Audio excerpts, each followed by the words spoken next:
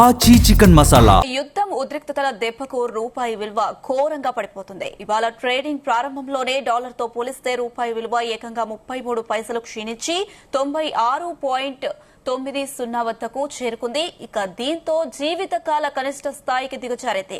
గత సెషన్ లో 96.53 వద్ద ముగిసి సరికొత్త రికార్డు సృష్టించిన రూపాయి మరుసటి రోజే ఆ రికార్డును అధిగమించి మరింత క్షీణించింది. గత 7 సెషన్లుగా రూపాయి విలువ వరుసగా సరికొత్త కనిష్టాలను తాకుతూ పాతాళానికి పడిపోయింది.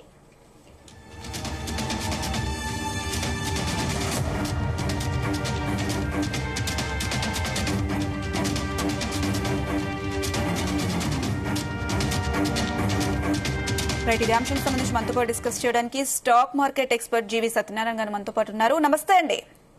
నమస్తే అనుష. మనం చూసుకున్నట్టయితే రోజు రోజుకు రూపాయి విలువ అనేది క్షీణిస్తూ ఉంది. ఏంటండి దీనికి కారణాలు? 100 రూపాయలు కూడా వచ్చే అవకాశాలే ఉన్నాయి. ఎందుకు అంటే బాండ్ డీల్స్ పెరగటం, అమెరికా ఎకానమీ ఇన్ఫ్లేషన్ పెరగటం, ఇక్కడ మనకి ఏదైతే ఉందో మెయిన్ మనకి దిగుమతులు అన్నమాట.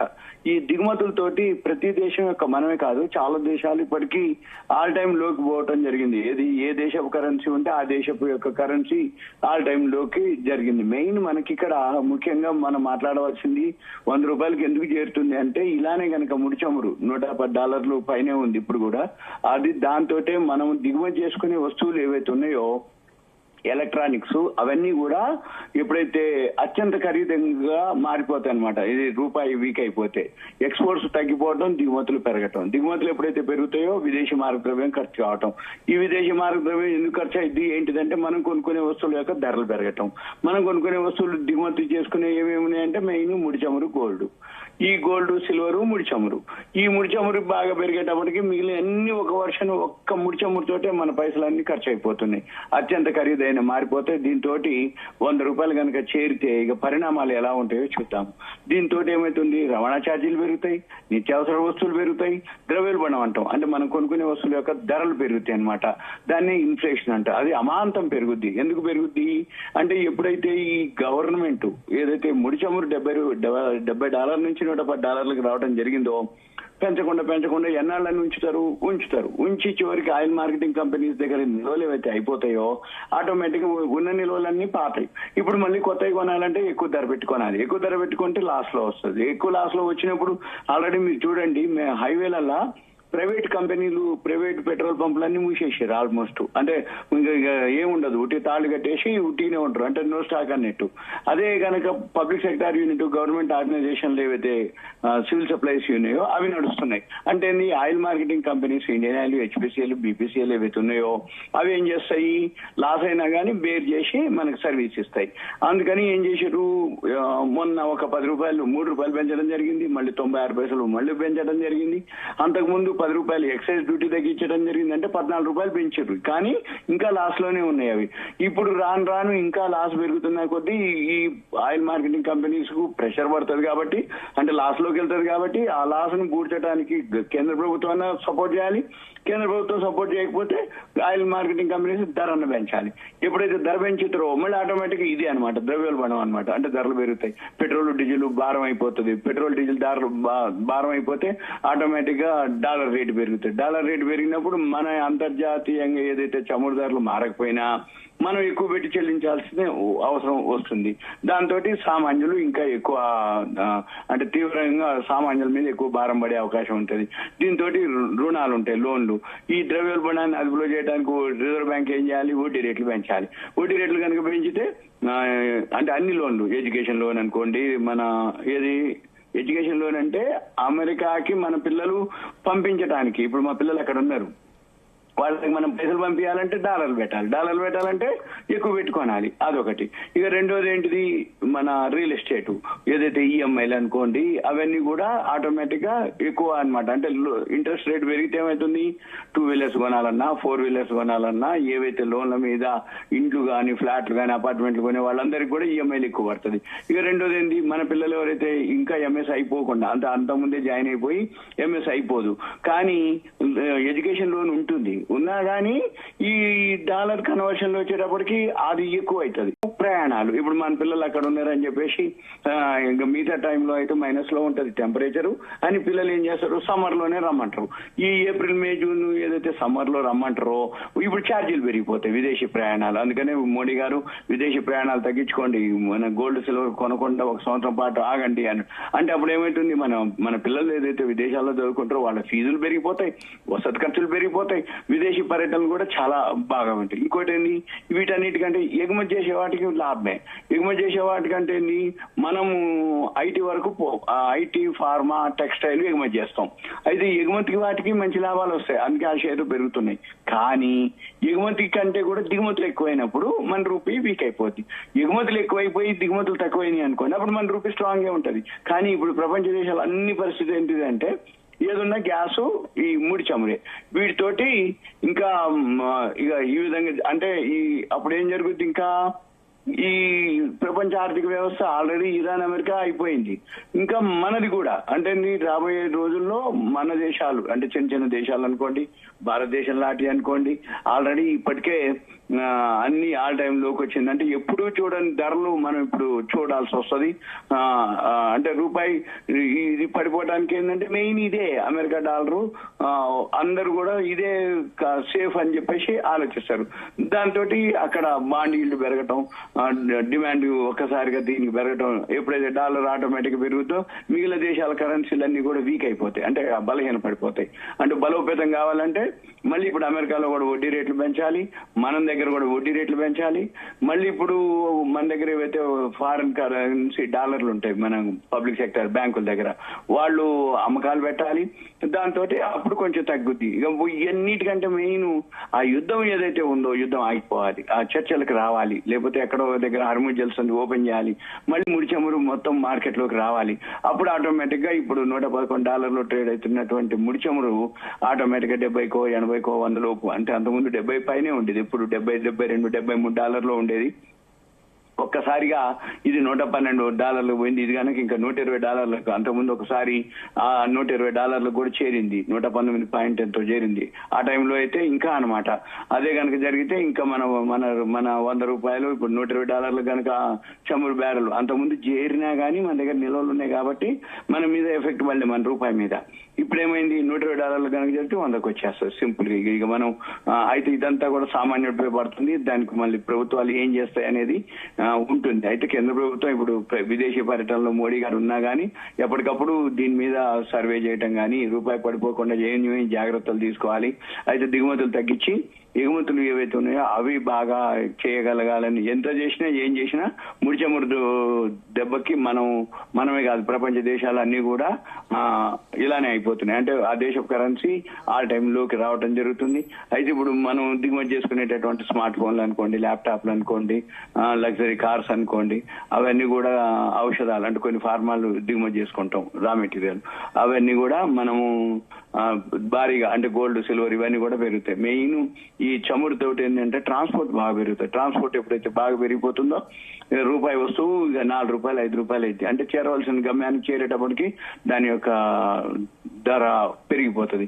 అయితే ఈ రూపాయి ఎలా ఉంటుంది అంటే ఒక రంగమే కాదు, అన్ని రంగాలకి వర్తిస్తుంది.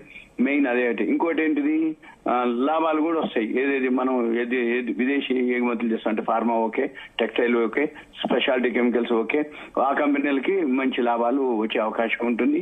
ఇది కనుక $100 కనుక దాటితే అస్థిరత ఏర్పడి ద్రవ్యోల్బణం బాగా పెరిగే అవకాశాలు ఇదే మెయిన్ అన్నమాట. అంటే ముడి చమురు తగ్గాలి, అప్పుడు ఈ మన రూపాయి కూడా బలోపేతం అయిపోతుంది. అప్పుడు ఆటోమేటిక్ గా ద్రవ్యోల్బణం కంట్రోల్లో ఉంటుంది. ఇప్పుడు ఆల్రెడీ ద్రవ్యోల్బణం డేటా రావడం జరిగింది, ఇన్ఫ్లేషన్ డేటా, అవన్నీ కూడా ఆల్ టైమ్ అంటే ఎప్పటికప్పుడు హై లోకే రావడం జరుగుతుంది. అంటే ఈ రూపాయి తోటే ఆర్థిక సంక్షోభంలోకి కాదు, అంటే మన దేశం ఆర్థిక వృద్ధి కావాలి అంటే దేశీయంగా డిమాండ్, తయారీ ఇవన్నీ బలంగా ఉంటే ఆటోమేటిక్ గా రేపు రాబోయే రోజుల్లో మనం ఎదుర్కోగలం అనేది నమ్మకం ఉంది. మన ఆర్థిక వ్యవస్థ గట్టిగానే ఉందని అంటారు, కానీ ఈ దాంతో చాలా టైం తీసుకుంటది. ఇది మన మార్కెట్ లో రికవరీ కావడానికి ముడి చమురే మెయిన్ మనకి బేసు. ముడి చమురు కనుక ఎంత తగ్గితే అప్పుడు మళ్ళీ రూపాయి కొంచెం స్ట్రాంగ్ అవుతుంది. ఎఫ్ఐఐలు మెయిన్ అన్నమాట. ఎఫ్ఐఐలు అమ్ముతాం మొదలు పెట్టారు. ఎందుకు ఎఫ్ఐఐలు అమ్ముతారు అంటే బాండ్ ఈల్డ్ అక్కడ అమెరికాలో పెరగటం తోటి ఎప్పుడైతే అక్కడ ఈ ఎఫ్ఐలు అంతా అమ్మేసి వాటిల్లో ఇన్వెస్ట్ చేస్తారు. మళ్ళీ మామూలుగా అయితే మార్కెట్లు మళ్ళీ foreign institutional investors, foreign portfolio investors మన ఇండియా మార్కెట్ లో కనుక పెట్టుబడులు పెడితే అప్పుడు ఇన్ఫ్లో వస్తుంది. ఏది డాలర్లు మన ఇండియాకి ఇన్ఫ్లో వస్తాయి, అంటే సప్లై పెరుగుద్ది. అప్పుడు మళ్ళీ మన రూపాయి బలోపేతం అయ్యే అవకాశాలు ఉన్నాయి. కానీ దగ్గరలో కనపడట్లేదు. యుద్ధం జరుగుతుందంటారు, చర్చలు అంటారు, అది అలానే ఉంది. అది 100కి చేరే అవకాశాలు తొందరలోనే కనపడుతున్నాయి. సత్యనారాయణ గారు, మనం చూసుకున్నట్టయితే రోజు రోజుకి రూపాయి విలువ అనేది క్షీణిస్తూ వస్తుంది.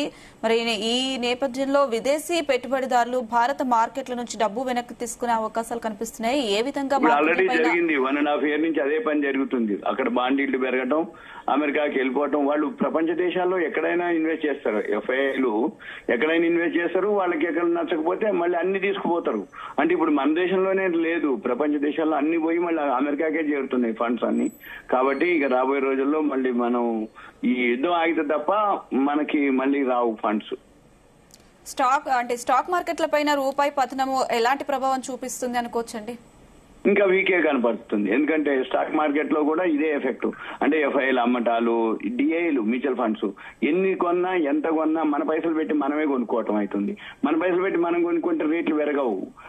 ఫారిన్ ఇన్స్టిట్యూషనల్ ఇన్వెస్టర్స్ కొన్నప్పుడే మన మార్కెట్ లో మన షేర్లకు వాల్యూ ఉంటుంది. అవి గమనించాలి మనం. అందుకని ఎవరైతే లాంగ్ టర్మ్ కి అయితే కొనుక్కోవచ్చు. వాల్యూ ఉన్న స్టాక్స్ చాలా చాలా వస్తున్నాయి. రిజల్ట్స్ ఏవైతే ఉన్నాయో ఆల్రెడీ ఇంకా 3,000 పైన రావాలి. కంపెనీలు చాలా తక్కువ వచ్చినాయి. ఇంకా 1,500, 1,600 వచ్చినాయి అంతే. ఇంకా 3,000 పైన ఈ 31 వరకు వస్తుండొచ్చు. ఈ 31 వరకు వచ్చిన తర్వాత దాన్ని బట్టి ఇక మళ్ళీ వాల్యూ ఉన్న స్టాక్స్ అయితే ఉన్నాయి. ఈ వాల్యూ ఉన్న స్టాక్స్ మనము ఇన్వెస్ట్ చేయడానికి వీలైతుంది. అందుకని మనము చూసుకొని ఎవరు కొనుక్కున్నా కానీ మనమైతే మాత్రం టైం తీసుకుంటది. అది ఒక 1 year. మర్చిపోయినా ఇంకోటి, మిడ్ టర్మ్ ఎలక్షన్స్ ఉన్నాయి November 8, 2026. ఆ టైం వరకైనా వెయిట్ చేయాలి. ఆ తర్వాత రివర్స్ అవుతుంది మార్కెట్. ఓకే అండి. సత్యనారాయణ గారు, అంతర్జాతీయ యుద్ధ భయాలు కొనసాగితే రూపాయి విలువ 100 దాటే అవకాశాలు ఉన్నాయని మీరు చెప్పారు ఇందాక. మరి ఏంటండి, నిజంగానే 100 దాటే అవకాశాలు కనిపిస్తున్నాయా? చూస్తుండు. ఎందుకంటే ఇప్పుడు సపోజ్ ఎన్నేళ్ల నుంచి కూడా పెద్దగా లేదు. ఉదాహరణకి ₹82.95 ఉంది January 6, 2024లో. ఏండ్ల నుంచి అలానే 82, 83, 84 అక్కడక్కడే ఉంది. ఒక్కసారిగా ఈ జనవరి 2 ₹90 స్టార్ట్ అయింది. అక్కడి నుంచి ఇవాళ ఆల్ టైమ్ హైక్ రావడం జరిగింది. 96.89, 96, 90 అంటే 97కి వచ్చేసినట్టు మనం. అంటే ఇన్నాళ్లలో లేనిది ఈ 3-4 నెలల్లోనే. ఎప్పుడైతే ఇంకా మెయిన్ దానికంటే కూడా February 28 ఎప్పుడైతే యుద్ధం మొదలైన తర్వాత, అంటే ఇరాన్ అమెరికా మధ్యలో ఆ యుద్ధం మొదలైన తర్వాత ఎప్పుడైతే ముడిచమురు పెరిగిందో అక్కడి నుంచి మన రూపాయి ఇంకా ఎక్కువ బలహీన పట్టడం జరిగింది. ఎందుకంటే ముడిచమురు $110, $120, 100 పైనే ఉండేటప్పటికి, ఇప్పుడు ఇవాళ కూడా $111, $110 ఉండేటప్పటికి మన రూపాయి బలహీన పట్టడం జరిగింది. మెయిన్ అదే రీజన్, అంతకుమించి ఏం లేదు. మళ్ళీ ముడిచమురు కనుక బాగా తగ్గితే ఆటోమేటిక్ గా మన రూపాయి బలోపేతం అవుతుంది. సత్యనారాయణ గారు, రూపాయి పతనం అనేది ఇలాగే కొనసాగితే అంటే దీని ఎఫెక్ట్ ఎగుమతులు దిగుమతుల పైన పడే అవకాశం ఉందంటారా? ఏ మేరకు ఉంది ఈ ఎఫెక్ట్? దిగుమతుల మీదే ఎక్కువ.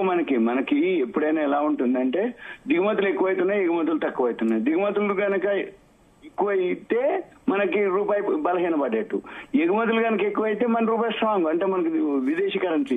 అయితే ఇప్పుడు మీరు అన్నట్టు జరుగుతుంది. ఇప్పుడు మన పిల్లలు అమెరికాలో చదువుకునే వాళ్ళకంటే ఉద్యోగం చేసే వాళ్ళు ఎక్కువ ఉన్నారు. $100 అయింది అనుకోండి, ఇక్కడ వాళ్ళకి మంచి సంతోషం. ఎందుకంటే వాళ్ళు ఒక $100 పంపిస్తే ఎంత, 100 × 100 అంటే 100 × 100 అంటే 10,000 వచ్చినట్టే. అంటే ₹1 = $100 అయితే అక్కడి నుంచి తల్లిదండ్రులకి, అంటే విలేజెస్ లో ఉన్న తల్లిదండ్రులకి, అక్కడ ఉన్న మన పిల్లలు తల్లిదండ్రులకి అనుకోండి, వాళ్ళకి ఏదైతే ఫండ్స్ ఎన్ని పంపిస్తే ఇంటూ 100 రెట్లు అనమాట. అందుకని ఇక్కడ అది ఓకే ఎవరికి, వచ్చే వాళ్ళకి. కానీ ఇంకా చదువు అయిపోలేదు, వానికి ఉద్యోగం రాలేదు, చదువు అయిపోలేదు, ఉద్యోగం రాలేదు, ఎడ్యుకేషన్ లోను అక్కడ అంతకుముందు మాదిరి పార్ట్ టైం జాబులు చేసే అవకాశం లేదు. ఇప్పుడు పార్ట్ టైం జాబులు చేస్తే మాత్రం దొరికిపోతే ఇంక ఇంటికే పాస్పోర్ట్ అవన్నీ ఇచ్చేసి ఇంటికి పంపిస్తారు. ఆఫీస్ ఈ ఫీజు అన్ని దండగైద్దని వాళ్ళు ఏమీ లేదు, మేల్కొని ఇంటికాంచే పంపమంటారు. ఇంటికాంచి పంపాలంటే అది బాగా బర్డెన్ పడుతుంది అనమాట, ఏది మన పిల్లల అక్కడ. అయితే ఈ సంవత్సరం ఎవరు పోయింది ఏం లేదు.